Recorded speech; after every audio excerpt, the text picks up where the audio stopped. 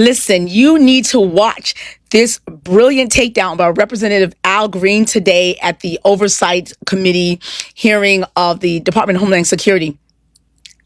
And Al Green set up the acting Department of Homeland Security Immigration and Customs Enforcement Director, Todd Lyons, and his entire team to essentially indict Kristi Noem for being inept, for being unqualified, for being over her head, for violating policy. Thank you, Mr. Now, let's talk about it on the other side. Sorry, Mr. Chairman. Can you hear me now? Is it? The microphone right there. Well, will you give me a moment to get a bit closer, please? Thank you, Mr. Chairman, and I say it sincerely. I believe this is a most valuable hearing, and I'm honored that the ranking member would be here with us to accommodate us, as is the case with you. Mr. Lyons, is it true that you have a criminal justice degree, a bachelor's degree in criminal justice? Yes, sir, it is. Is it also true that you have a master's degree in criminal justice leadership? Yes, I do. And would you, as a professional with 2 degrees in criminal justice, indicate to us that if an officer commits murder, that officer should be prosecuted? Sir, any law enforcement misconduct needs to be investigated and prosecuted. Investigated and prosecuted. And have you seen the widely published video of the killing of Mr. Alex Preddy? Yes, sir. And sir, my assumption is that if I ask you whether this was an injustice, you would say you cannot comment because of an ongoing investigation. Is that a fair statement? Yes, sir. And what is the rationale for not responding to an ongoing investigation? Sir, I don't want to impede or I don't want you to. prejudice the investigation. No, anyway. not this one. Oh. Any, as in your profession now, but any investigation. What's the rationale? Not this one, any. Same for any investigation, sir. I don't want to. You would not want I don't want to tell us- bias or put my finger on the scale of any investigation. You not. What's the rationale for your not testifying about it is my question. I don't understand your question, sir. What does the law say? What is the rationale? What harm would it do if you testified? Because I don't want to have the full facts of the case yet, sir. Exactly, that's what I expected you to say. You don't have the full facts. Thank you. And I assume you would agree with this, Mr. Scott, is this true? Yes, sir. And Mr. Edlow, you would agree? I assume so. I'm not a professional in law enforcement. Well, I'm but an you're a attorney. professional person with a degree of intellect such that you can comment on whether or not. Well, I certainly would not comment on anything. Not a specific case. We're talking about now any case. Would you agree that it would cause harm for you to testify before there's an investigation? Certainly without having all the facts. All right, surely you would agree. Which brings us to Secretary Noem. Secretary Noem accused Mr. Preddy of brandishing a firearm while wishing to inflict harm on the officers. Secretary Noem. Same rules that apply to you apply to Secretary Noem.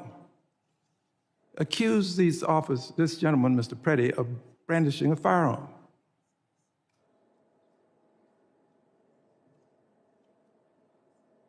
Secretary Noem doing this when she did without an investigation. We have to agree that there's not been an investigation. I don't think I have to ask you that. Not a complete investigation that we know of anyway. She did it right afterwards. Having done this, she is violating this very basic principle that you have called to our attention today. And we have to ask ourselves, why would she go so far as to say brandishing when he did not? The video will clearly show it. And she said wishing to inflict harm. Did not inflict any harm. But the secretary, without an investigation, made these comments. I'll tell you why. The secretary was in a rush to cover up, to make sure that she was protecting the officers without regard for the life that was lost. And in doing this, she was violating not only this basic moral concept, she was breaking the law. The secretary should be investigated right along with those officers who were out there engaged in this ungodly conduct.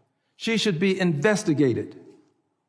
And in my opinion, based upon my observation, secretary should not only be investigated, the secretary should be prosecuted right along with those officers. This man did not brandish. This man was not armed. This man did not attempt to hurt those officers. They should all be prosecuted. And you persons associated with the Trump Gentleman's time. administration say lock her up. I say lock her up. Gentleman's time has expired. Brilliant. Now, here's the thing. A couple of things. One, I want to respond to him saying that the reason why she reacted and made those statements was because of her wanting to please Donald Trump. So that's part of it. I think that's the second half. There's another part there that he's missing. And then I also want to talk about him saying that she should be up for criminal persecution. What do you think about that? That's something different, right? Okay, first, he says that the reason why she made those statements versus taking a step back and waiting for all the facts to come in and recognize that it's an open, ongoing investigation is because of why she has no law enforcement background experience. And this is why you try to make the person who you make the head of Department of Homeland Security have some semblance of enforcement experience in their background. And even if they did not, you get someone who is still high level enough and cognizant enough to listen to the experts who are like rank and file, who've been there, who can give you counsel and guide you and make sure that you're on the right path and you're fitting into how the systems work that you're not usually familiar with. Like, that's how you normally would work. And I don't know if there's somebody in her office who can do that for her or who she trusts, who can give her advice and say, here's the different options you can respond to, and here's your different, let's weigh these together, let's talk about it, let's work it out. I don't know if that's something that she has or there's someone in her office that she does that with.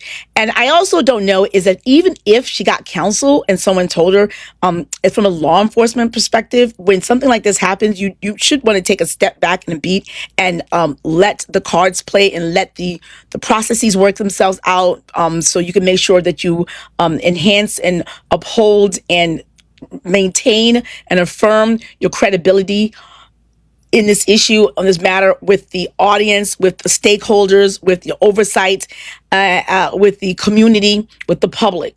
So that's why we do that. Like the Todd Lyons and his team said, we do that because it's not smart to just come right out when you don't know all the facts, right? So even if someone would have told her that, it's possible because Donald Trump's culture, the organizational personality is such that he never takes accountability. It's always about deflecting, never owning anything, never owning any mistakes. That's him as his man. And I've said this in previous videos that he would, like, all the people working his team, they envelop and they absorb his personality and they absorb all of his proclivities, like every single thing that he would do, like the way he would react. She adopted that. They all, like, that cruel, sadistic sort of part of that, the personality, how he's sort of like, sort of mean and, never takes accountability and deflects often and wants to shift blame and blame victims and blame the people who were the target. And also the thing about loyalty, like having the back, like she said, I'm going to have the back of my agents. These people who she doesn't know, she's willing to stake her reputation and stake the credibility of the entire agency on people that she doesn't know. I'm sure she barely knew who Jonathan Ross was before he killed Renee Good. I'm sure these people who ended Alex Pretty's life, she doesn't know them from Adam specifically. So you don't know these people. You don't know what was going on. You don't know all the situations. And you're so willing, despite not knowing all the stuff, to put yourself in a situation where you are giving them cover and giving them cover in a major way. And at the same time, you're giving them cover, and you're also undermining the credibility of your agency, which is already eroded. There's no trust. Besides the MAGA and the Republicans, the majority of the people, the majority of the world see what you're doing. They do not like ICE. The popularity of ICE has gone down. If you look at the studies, go look at the every single week they do polls in terms of favorability. ICE is in the border. She is. You're looking at up until the point that Alex Preddy and Renee Good were shot and killed, she was looking at a constantly eroding sort of stature with the people, the majority of people. And with all of that, she never thought, let me take a beat to try to, be balanced and fair and take a bird's eye view and just not. And she could have done that. You know what I mean? She didn't have to go ahead and say, blame the people who were ill. And because she did that, what happened? The blowback was swift, and she got excommunicated from Donald Trump's circle.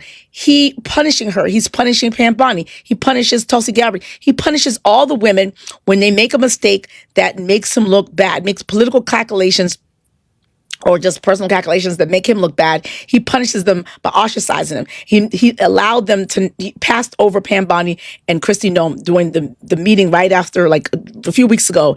They had a Oval Office, like cabinet meeting, whatever like that. And he purposely passed them over. That's like punishment for whatever reason, maybe because of her handling of the good thing. And then he yanked her from that. So she's not even doing the rounds much anyway to defend herself, doing the news circles and the news rounds. He removed her and put somebody who's like on the hook and who obviously looks like it took a bribe.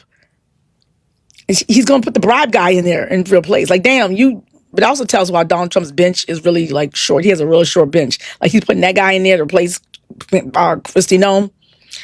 Anyway, it goes to show you that, Donald Trump does have a deep bench, but then also how it's very easy to get on the outs. And so because he's on the outs, they do all these crazy things. I really do think that's why Pam Bondi went after Don Lemon, because, way she was, because he'd already, she kind of already bumbled so many other different indictments.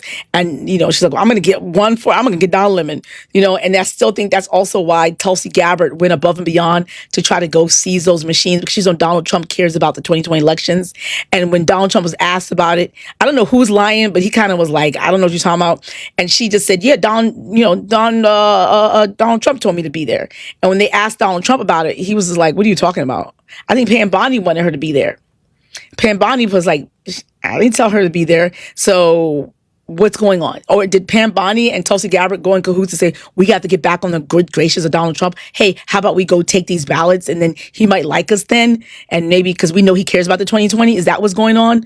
That's what I'm thinking. Because it's like, why? This is so irrelevant. It's so dumb. It's going to cause a lawsuit. Y'all look stupid. And it's a nothing burger. It's going to piss people off, make people distrust you even more, and sow more and more seeds of distrust of you and your administration, and cause stress and anxiety on everyone.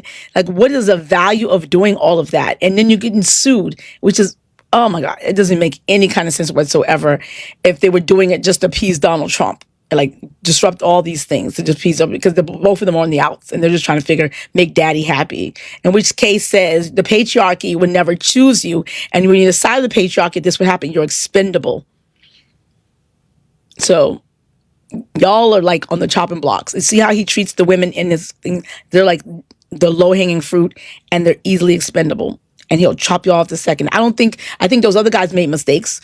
Howard Luck, big mistake. Now we're going to talk about that in another video. Marco Rubio, Pete Hegseth, of course he's blowing up people, but he still gives them second, third, fourth chances. Like he says he still has their back, but you still have their back, but you're skipping them, which everyone can see, and you're really like embarrassing them. And they do. This is like such a dysfunctional family that we are in. We want out. Y'all get some therapy and deal with that in prison, jail, therapy session, and leave us alone. Give us back our country so we can fix this stuff, please. Because it's a lot. Every single day that y'all in the office is more stuff to fix. I said, Lord God. Anyway, change the league. Each one teach one. Do you like these types of videos? I have more like this.